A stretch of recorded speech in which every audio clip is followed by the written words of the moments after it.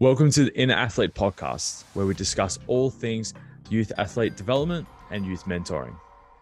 Nathan, welcome to the first podcast, the Inner Athlete Podcast, which we still haven't officially named yet. For those who don't know Nathan, we hired you, it was March 2020, literally the start of the lockdowns, when all this COVID business began, for Australia anyways. And Nathan's been an integral part of the team. He is also responsible for the education side at the moment, and we are currently working on a 2-day course at the moment for online, and we've just presented the course twice already over the last 2 years, and which we're pretty rapt about, and now we're transitioning it to online so everyone can have access to it whenever they want, and we can update it, which is really cool. And that's specifically looking after and coaching youth athletes. But that's another story from another day. Nathan, he has a history of injuries that he's been able to overcome. But now he's in the education space. More specifically, he's one of the G's at Richmond Football Club at the moment. He's one of the teachers. Yeah, so I can talk to that. Yeah. So firstly, really good to be on the Inner Athlete Podcast, and it's thanks for that little intro there. But yeah, just a little bit about me. I guess is I've worked in the youth space for probably the last 5 years or so. So hopefully we can, both of us can provide some insight around the youth athletic development, and which is a big part of the reason why we developed a 2-day course, so we can educate other coaches to improve their abilities when it comes to training youth and coaching them through improving their sports and all that sort of thing. We really want to create a difference here. So in terms of the education side of things, not only are we coaching and teaching a lot of our interns coming through, we're also coaching and teaching aspiring coaches that want to work with youth. So a part of my obviously role here is to educate our clients, but also those coaches that want to or aspire to be youth fitness specialists, really. But that kind of led me into teaching in the sport development, so diploma sport development at the Richmond Football Club. They own it's called the Richmond Institute of Sport Leadership. I got a role in there, teaching their strength and conditioning units within the diploma of sport. So really trying to pretty much do the same thing. What I do here is to try and empower young people to use sport, fitness, health, to whether it's a career or whether that's just to help other people to create a better, whether it's a better quality of life or just become better at their sports, trying to reduce risk of injuries and things like that. So that's a little bit about me. Let's talk about what we want to. But also increase participation in sport as well. For sure. I think that's a really big one that we'll probably talk about another topic. Anyways, 100%. Which is a nice little segue into our actual topic for today. We're going to talk about the myths around strength training for youth. And let's maybe define youth first, then we'll talk about strength training and how do we define that as well, just so we're in clear terms. With youth specifically, that could be anywhere from the age of 3 years old to all the way up to 18 years old in this definition, essentially. When we're looking at strength training, so we're looking at any way of that has an eccentric and concentric contraction specifically, and that's probably the difference between a lot of if you think of like rowing and cycling, there's no eccentric contraction where the muscles are lengthened under load. It's really just concentric. It's very cyclical in nature. Whilst with strength training, if you think of like a bicep curl, when we're curling it up, we're under concentric load because the muscle's shortening and we've got tension through the muscle. Then we have eccentric, the eccentric phase, which is the controlled lower of the muscle. Unfortunately, a lot of sports, I say cycling and rowing, don't have that, which makes strength training a little bit more unique. For sure. In that matter.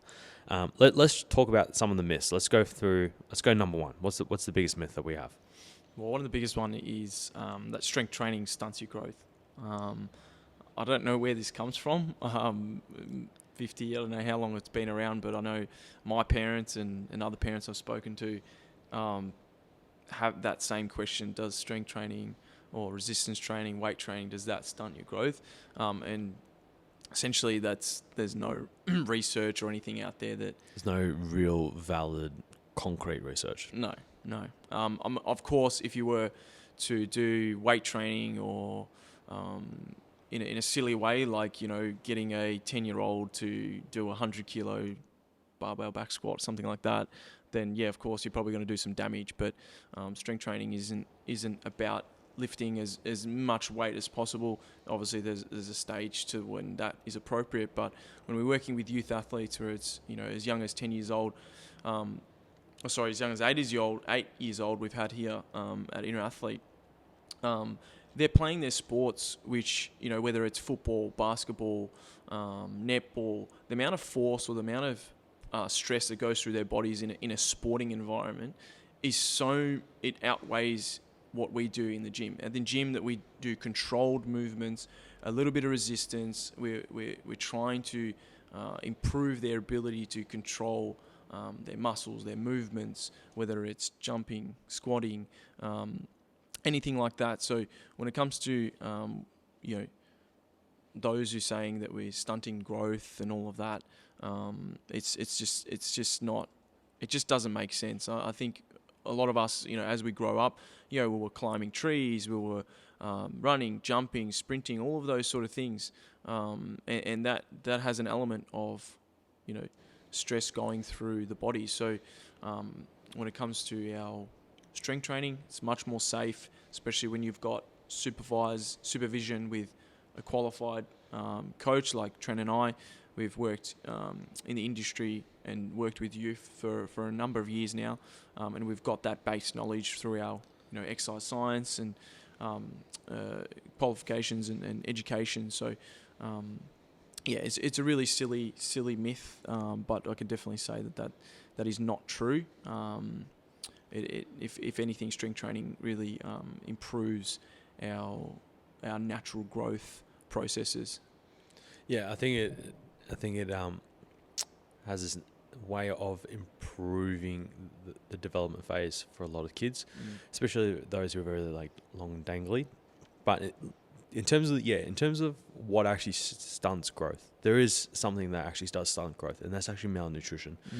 If you go to more like African nations that are quite poor, you would actually notice that a lot of these kids who are malnourished, so they're just not getting the vitamins and minerals, probably enough protein, carbs, and fats for development. They actually stay they have very stunted growth occurring. It's something that doesn't happen in Western nations where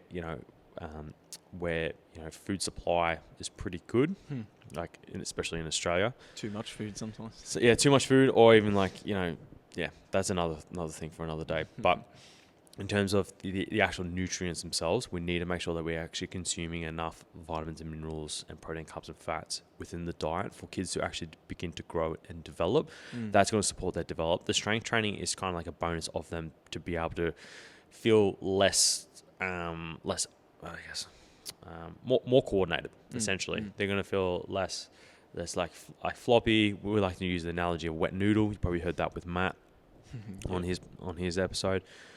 We use that analogy, just kids are just floppy and just can't control themselves. So that's why we like strength training. It teaches them motor control and skill acquisition faster than anything else, and it really does supplement their sports training as well. But I think the myth itself really just plays into parents' fears. I think parents have the intent of being able to, they really want to look after and make sure their kids do no harm, essentially. For sure. And sometimes doing no harm in this case is actually potentially doing more harm without them actually understanding. So maybe it's that parental nature. I hear it more in females than males. Males just kind of especially dads that just kind of go on their business. They're always lifting stuff all the time. So then for them, it's not really an issue. For some parents, it's just it's very that parental nature in order to protect them. Then it is potentially dangerous and it can cause. So they say that it can cause potential issues with their growth and development. And I just said look, we've got kids here. We actually measure their height and track it over time, and they're strength training with us 2-3 times a week. And I have not witnessed their growth ever being stunted. No. We had one kid, he gained I think it was Dexter. I think he gained 6 centimeters over the summer or something like that. He just shot up, and he's been training with us for quite a while now, over a year. So we've never witnessed it. No. Never. I don't think we'll ever will in our lifetime, unless there's malnutrition, there's nutritional needs are not being met, and it would have to be pretty severe for that to occur. No, definitely. No, I think that's a really important point to notice or to note. We do see that often, that some kids are just not getting the right nutrients in, and that's a big part of our, our service here. We educate our clients and our athletes, and especially our youth, on best way to get the right nutrition into our bodies, and a few other things around the benefits of strength training. I think it's good to point out that, of course, we strength train to get stronger, but what are the other things that we're doing? Well, we're actually, developing our muscular system to not only get bigger muscles, to support our framework. So, we've obviously got muscles, bones, and, when it comes to your sports, you're running, you're jumping, if you're playing footy, you're tackling each other. If you don't have that supportive structure, where you have strong muscles and tendons and ligaments that's supporting your skeletal system or your bones in the body, there can be an increased risk of injury if you don't have that strength to support all the high impacts that you may be going through. So strength training is an easy way to improve that, but also, as we alluded to before, going through strength movements, they're slow, they're controlled. It's really improving the athlete's balance, coordination, and really just body awareness of where their body is in space, if that makes sense. So, and really, with those two paired together, getting stronger, understanding your body, it really does decrease that risk of injury when it does come to whether it's life or your sports that you'll be playing. So that's really, I think, important to note. Yeah, prove me wrong. That's all I got to say. Prove me wrong. I'll bet $100 on it. Sure. I'll give you $100 if you can prove me if strength training stunts kids' growth. Yep. I'll give you $100 any time of the week. Let's move on to the next one. Let's move sport causes. Let's look at injuries within strength training, right? Sure. It's not so much a myth, but I think it's more some level of controversy. And I put this to the interns here we have at the moment. That the injury rate from strength training does not match up to what the injury rate is with sports training. No. So sports, sport participation. So because we're in Victoria, it's very AFL based. It's quite a bit of soccer, basketball, netball. That tend to be the real big ones. Say basketball? Yes, a basketball. Yep. I said, yeah. In these sports, some sports you're gonna see a higher injury rate. AFL is probably a really good one because of the chaotic nature, especially at the junior level as well. Because kids running around, looking at the ball, and then you got 3 other people trying to run into the ball whilst looking at the ball, and there's always heads knocking and hitting the ground and whatnot. Exactly. So it's that, and those injuries can be somewhat more catastrophic than what the injuries here can happen in the gym as well. And 9 times out of 10, if the injury happens within the gym here or the training facility when they're unsupervised, yes, it can be really bad. I've seen articles, really bad things have happened in gyms when kids haven't been supervised, and this is always the need that kids should be supervised because they don't understand the risks associated with potentially going heavy or doing something beyond their actual current ability at the moment. So that's why, doing it in a facility where it's safe, from having qualified youth fitness professionals is a real key part with that one. Then if we kind of look at it from a sporting perspective, right? We look at injuries, shoulders, concussions, knees. These are the real big ones that kind of that plague a lot of these sports at the moment as well. So if you look at all the data and all the research out there, I did this back in my uni days, and I looked at it specifically. It's the injury rate or the likelihood of injury was far lower than a whole host. I think it was like 12 different sports, ranging from like track and field. I think it was soccer. I think it was an American study though. American football at the high school level, and then strength training was like right near the bottom. I think, and even gymnastics had a higher injury rate. So it still baffles me. I think people look at big dudes lifting big weights, hurting themselves. I'm like, you're probably only going to see that happen maybe once or twice in their careers, but because their job is to go maximal. Exactly. For a lot of youth athletes or anything like that, they don't need to go maximal. And this is the crazy part. We don't need to be pushing them to threshold every single time. No. We have like this window of adaptability. When we get them sitting in that window of adaptability, doing more what they're used to, but not pushing beyond what they physically can tolerate, it's kind of that magic point. It's very arbitrary, person to person. But when we cross that threshold, they're going to make adaptations, right? Positive adaptations. So we need to be with strength training, and that's what we tend to do with a lot of the kids here. Is we sit within this window, and we continue to sit in this window. Sometimes we push beyond and towards the upper limits, whether we're trying to get them to peak or something like that, or when we're in off season and returning back to training, then we go more in the lower end of that window. So in terms of like sports, sports causes more injuries, hands down.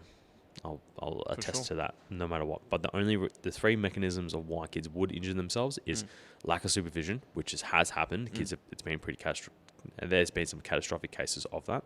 Number two, kids goofing off. Of course. And number three is the lack of qualifications and experience of the youth fitness professionals or the personal trainers or the strength coaches, whoever it may be. You do need to be somewhat specialized in this realm because it is a bit more of a handful, and kids don't understand. Their understanding of risks is a lot different to adults. Adults understand risks. Their brain is a lot more mature. With kids, they don't understand risks. Like, they'll climb a tree and without even thinking of the potential risk of falling out of the tree. That's right. They'll go to gymnastics and do tumbles and flips without the risk of potentially hurting their neck or something like that. With adults, they're like, I shouldn't do this. I haven't done this in a while, blah, blah, blah. And they just continue to make a list of excuses to not do. For sure. With kids, on the other hand, there is no thinking of repercussions. No, they don't rationalise what the risks are. No, they just don't have that brain capacity yet. And it won't be developed until maybe early 20s, I believe. Late teens, early 20s, I think. Yeah, that's why it's very crucial to have someone that's experienced in that space, and that's why we can provide that space for youth to really develop their skills as athletes and really guide them through that journey. So no, I think what you hit the nail on the head with, in terms of, I mean, the statistics don't lie.